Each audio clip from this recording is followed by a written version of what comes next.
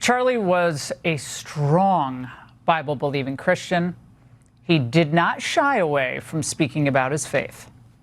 9 out of 13 of the original states required you to be a Bible-believing Christian to serve in government at the time of the founding. Actually, 13 out of 13 required a declaration of faith. 9 out of 13 required you to be a Protestant, except Maryland, which was Catholic, which still required a declaration of faith. 55 out of 56 of the original signers of the Declaration were Bible-believing, church-attending Christians. The last paragraph of the Declaration reads as a prayer. It says, "We appeal to the supreme judge of the universe." Who's the judge of the universe? Jesus Christ, as it says in Revelation, that Jesus will judge the earth on his throne.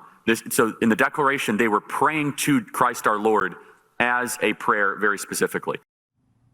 Here with me is Missouri Senator Josh Hawley. Senator, you were close, as were so many senators and congressmen, to Charlie Kirk.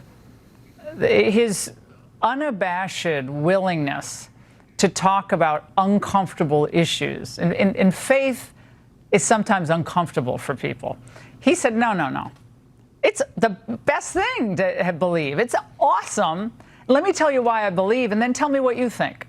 How important is that type of one-on-one engagement and the sharing of faith as he did on that podcast? Huge. I mean, hugely important, Laura. I think it's going to be one of his greatest legacies. I was just thinking today, I think my favorite memory with Charlie, and I have a lot of them, and I've known him now for almost 10 years.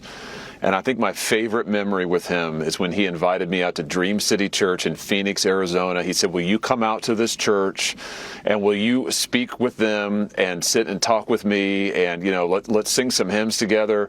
Let's worship Jesus together. Will you talk to them about your faith?" And I was like, absolutely, I would love to. And to me, that just encapsulated Charlie. He wanted everybody to know what he believed in, what anchored his life. And as you just said, Laura, he wasn't afraid. He lived a consequential life because he wasn't afraid to talk about the things that matter most. And I hope that that's what we take away from him and his life and his legacy. It's just going to reverberate, Laura. It's just going to reverberate.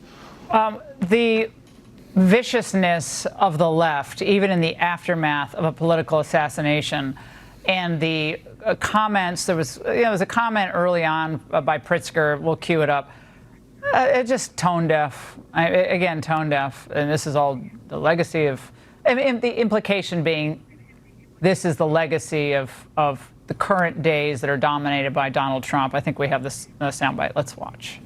I want to express my sympathy to Charlie Kirk's family and to Charlie Kirk, who obviously become a target for somebody. I don't know whether it's political violence because I don't know who did it. There are people who are fomenting it in this country. I think the president's rhetoric often foments it. We've seen the January 6th rioters who clearly, have tripped a new era of political violence.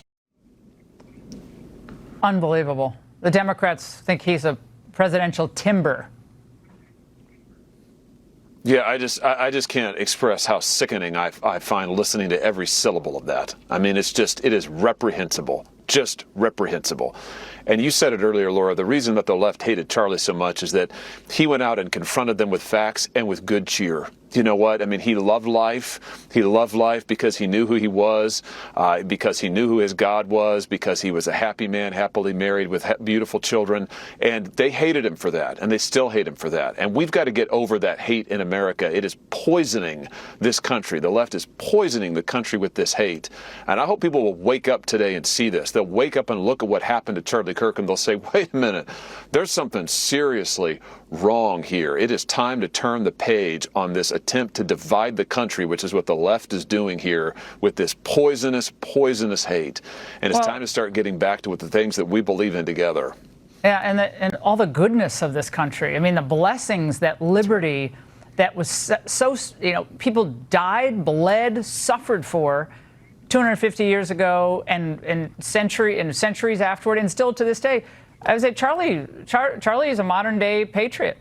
He gave his life for this country. He wasn't in uniform, but in his own way, he gave his life for his country. Senator, thank you for being 100%. With us tonight. Thank you so much. Thank you.